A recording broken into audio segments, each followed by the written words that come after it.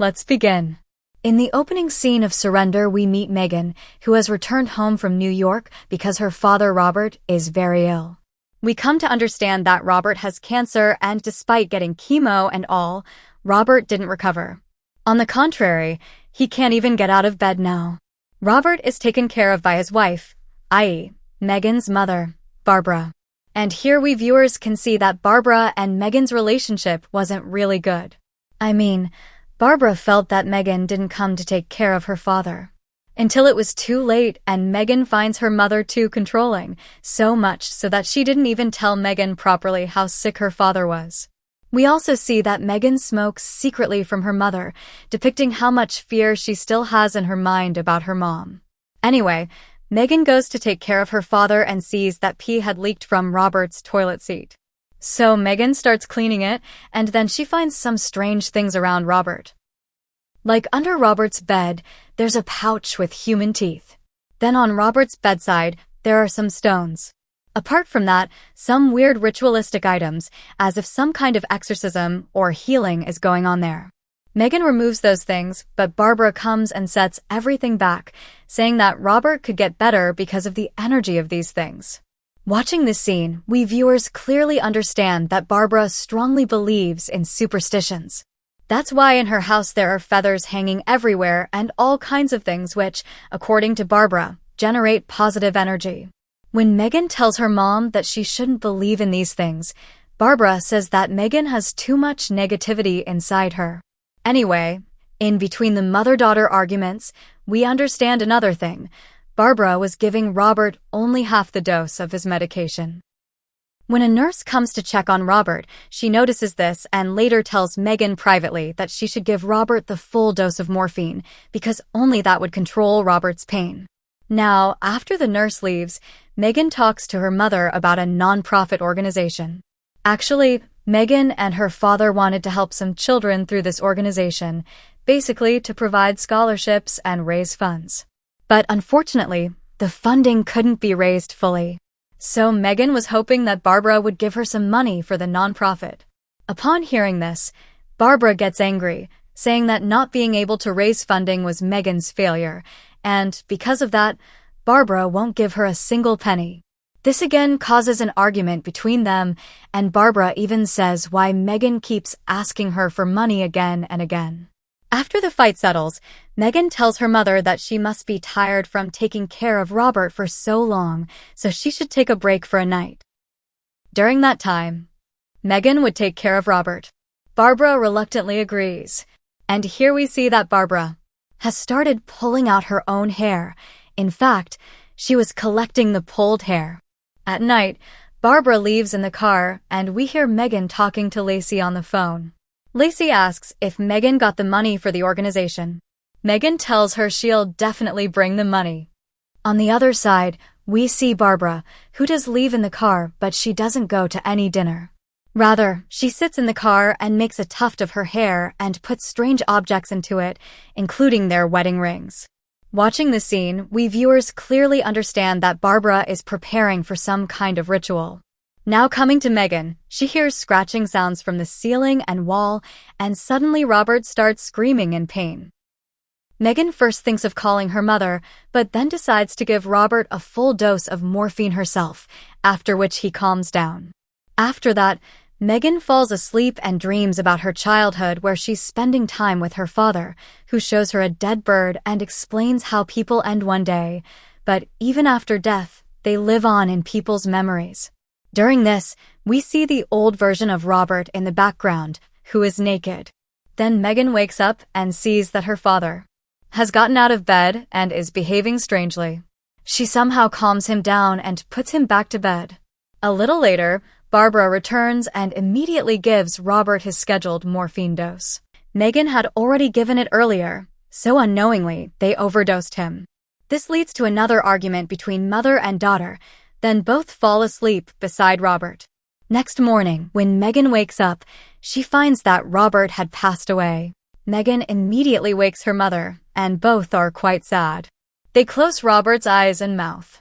Now, after grieving a bit, Megan sees that her mother is secretly talking on the phone with someone. When asked, she only says that they need to preserve Robert's body for one day at cold temperature.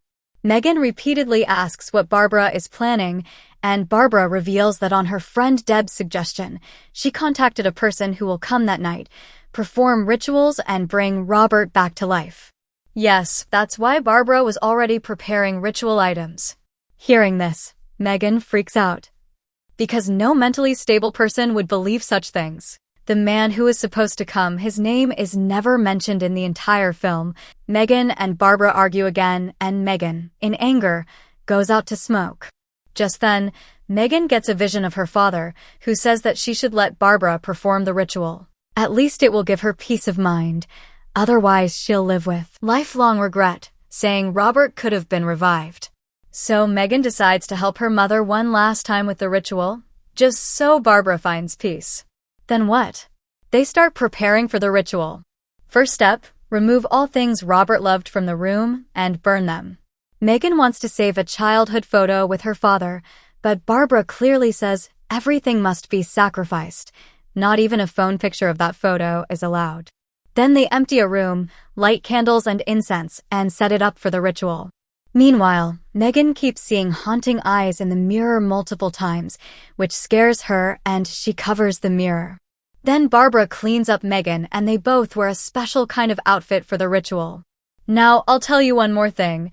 Megan always believed her dad was perfect and her mom was the root of all problems, but here, her mom reveals how Robert too was very controlling. In fact, when Megan was a kid and started doing well in dance, Robert didn't like it. Because according to him, dancing wasn't a good thing. So he gently pushed Megan from dancing to focusing on chess. We also come to know that Megan didn't run to New York because of her father's illness. Rather, she ran away from her controlling mother. Anyway, night falls and the man finally arrives at their house. But he behaves weirdly, like he sniffs Megan, then sniffs Barbara, and even checks her teeth. We notice that Barbara is missing some teeth, implying that the teeth we saw inside the pouch at the start of the film were most likely Barbara's. Now Barbara gives a bag to the man. Then, on his signal, she starts undressing Robert's body. After that, Barbara takes that talisman-like thing she had made from her plucked hair and puts it on Robert. Meanwhile, the man prepares the candle room fully for the ritual. He hangs some bizarre stuff from the ceiling and draws a ritual circle on the floor where everything will take place. At the man's command, Barbara and Megan place Robert's body inside the circle. Now here's a reveal: the bag Barbara gave to the man was full of money. Megan is shocked to see this and asks Barbara about it in private.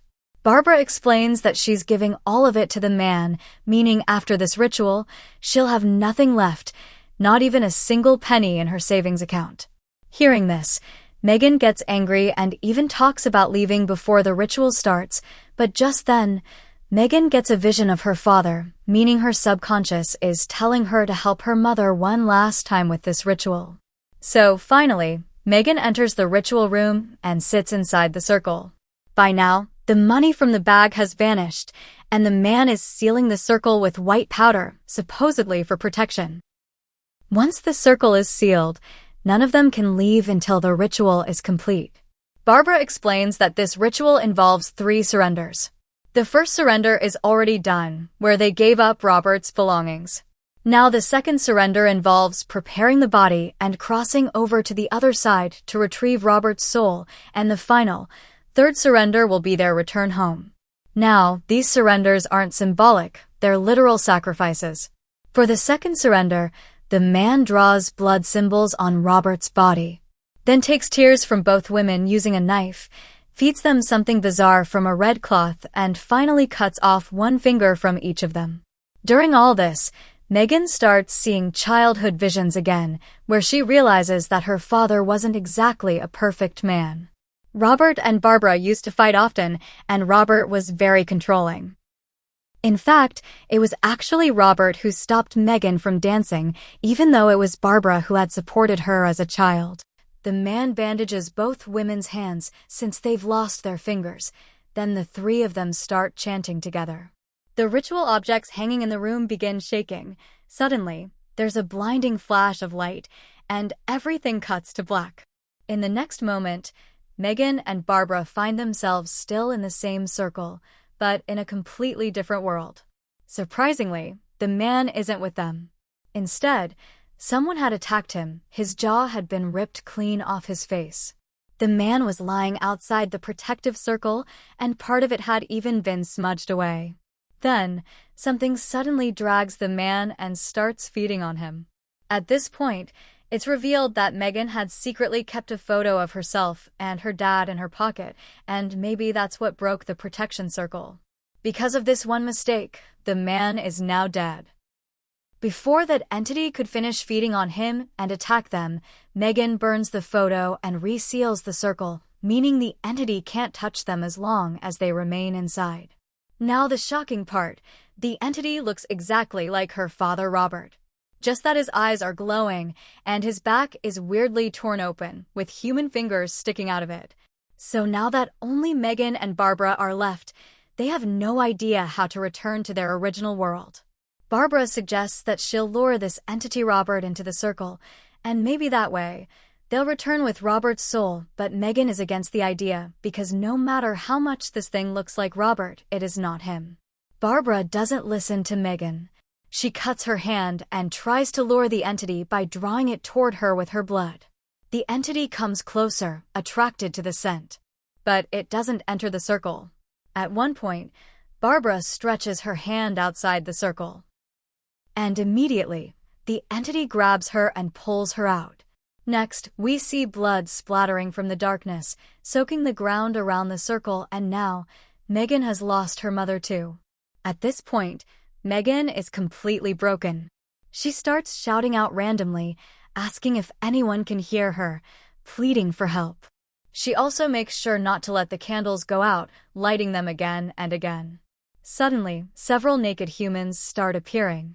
They don't seem alive. I mean, their skin is deathly pale, their eyes are white, and they walk in silence, just crossing the area around the circle. Megan screams, "Help me!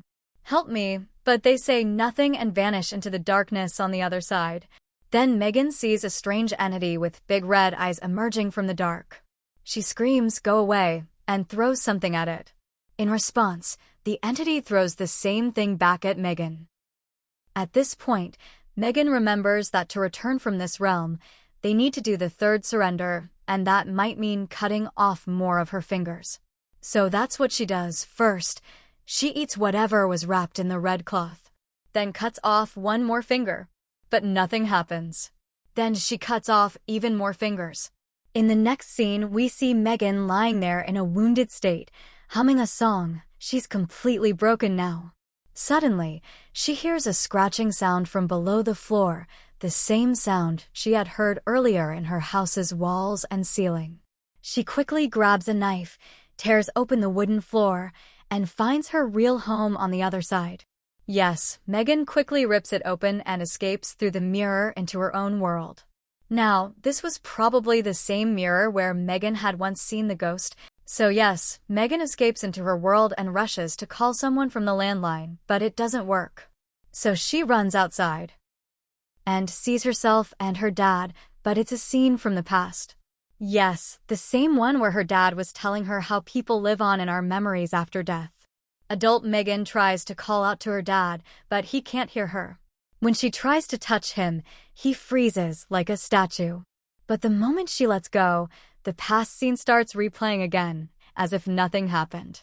Megan then enters the house, where she sees a younger version of her mom. Same situation. If Megan touches her, she freezes. When Megan lets go, she continues talking, just like in the past. In short, Megan is seeing flashes of her family's past in every corner of the house, and these events keep repeating, like a loop. She sees her parents dancing, gives her mom a goodbye kiss, and then heads back through the mirror into that entity world. Outside the circle, she sees her mother, but she's definitely become an entity now. Her eyes are glowing, and her back is open just like the earlier entity, with fingers coming out. Megan says, "I know you're not really my mom, but I'll still say what's in my heart." She adds that her mom always irritated her, and until now, Megan could only see her flaws. Maybe because Megan always wanted to see her parents as a perfect picture together. But now she realizes they were two separate individuals, with their own good and bad sides. So even if her mom was stubborn and selfish, Megan still loves them a lot, and maybe Megan should have said this even when her parents were alive. Maybe because of this the situation wouldn't have been as bad as it is now. Finally, Megan says that she is tired of fighting, and then Megan blows on the circle, due to which the circle breaks. As soon as this happens, a very bright white light comes and Megan looks up. At this point, the whole screen turns white, and the end. So the movie is actually about grief, trauma, and the strange and often dangerous ways of dealing with them. This film shows how Robert's illness and death brought the unresolved issues and tensions between the whole family, especially between Megan and Barbara, to the surface. The film also explores the complexity of family relationships, lack of communication, and the importance of forgiveness. Megan's perspective about her mom and her father keeps changing throughout the film. When she realizes that they both were also human, and inside humans there are flaws and there are also good qualities. So both were there with their flaws and good sides.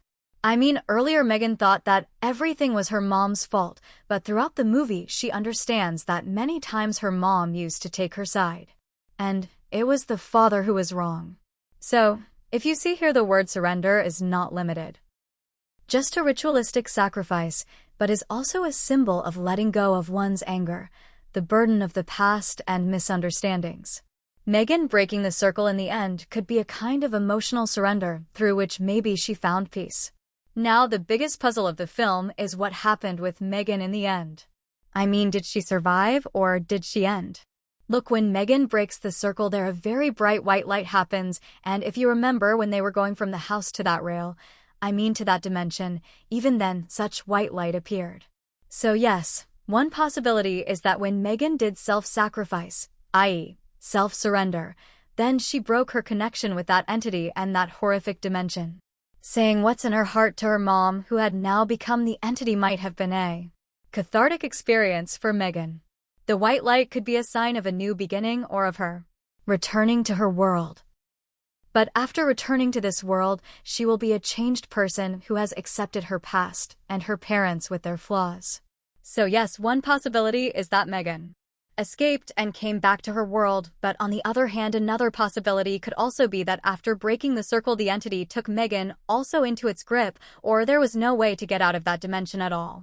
In such a case, the white light would be a symbol of her end, or a symbol of the fact that she got trapped forever in another realm, and if she got trapped, then she too eventually will become an entity.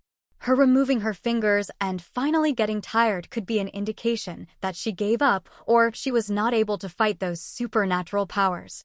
One interesting thing is that the movie actually starts by showing that entity who is eating a human. The opening scene unknowingly introduces the viewers to the core theme of the film. That is, supernatural horror and the dangers of the other world, even though in the beginning we don't understand it. That could be the same entity who first became Robert and then Barbara. The film also raises philosophical questions, like the nature of memory and reality. When Megan gets stuck in the loop of past events in her house, it shows how our memories can also take us hostage. Along with that, it also exposes Barbara's superstitions and their horrific consequences. Just think, trying to bring Robert back to life turned him into a scary entity. And one thing is clearly said, that the person who is gone can never come back. So, bringing him back is wrong. Now, the topic of control is also important here, meaning Robert's control over his family, Barbara's control over Megan, and lastly them losing control over rituals and supernatural power. The other world where Megan and Barbara reach could be a kind of limbo or spirit world, which is connected to death, grief, and ritual. The naked, expressionless humans seen there were perhaps wandering souls who got stuck in that realm, i.e., they too must have tried something like this, or they could also be permanent residents of that realm. The scratching sounds that Megan hears in the house could be coming from this dimension, or maybe because of rats. The man who performs the ritual, he is another mystery. I mean, did he really have powers, or was he just a fraud? Look, he did have knowledge of rituals and used special items too. It's possible he really does such work, brings back the dead, but this time the situation went out of his control, and he himself became the prey. Or it's also possible he was a fraud taking advantage of people's helplessness who unknowingly opened some dangerous portal, or maybe he deliberately opened that portal from which he then escapes and traps people there. Then he keeps their house, money, everything. The main reason for the ritual's failure was Megan keeping her father's photo with her, because of which maybe the protection circle broke. This incident shows that rituals had strict rules that had to be followed at any cost. This also kind of proves that maybe the man was not a fraud, and if the ritual had been completed, then he might have brought Robert back. Although the returned Robert, would he have been real? Or an entity? Or a walking corpse?